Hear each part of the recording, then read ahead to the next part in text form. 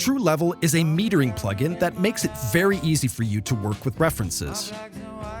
This plugin comes with a broad selection of common references for different genres and publishing platforms. You can even enter your own custom reference values for loudness and dynamics. You can also load up to 8 audio files from your hard drive as reference tracks. Let's check this out.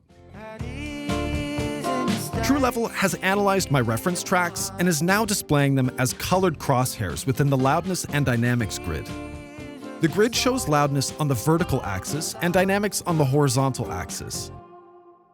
I can see that my loudness falls below the zone defined by the reference tracks and my dynamics are a bit high. I'll increase the gain of my limiter to increase the loudness and reduce the dynamics until the crosshair has moved into the reference zones.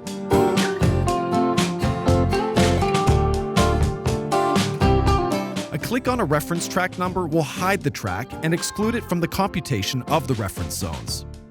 The drop-down menu allows you to see the file names or delete tracks. Using the reference selector, you can easily switch between the common reference and the reference track section. When your track lies within a reference zone, the corresponding crosshair line and readout will turn green. The histograms on the left-hand side and at the bottom display how often certain loudness and dynamics values have been observed. You can also drag the display range of the loudness axis to match the level of your track. Restart or pause the measurement using the buttons in the far left corner. Restarting the measurement helps to quickly adjust the position of the crosshair after you've made bigger changes to the signal. Here, you can also switch the measurement style from integrated to either short-term or momentary.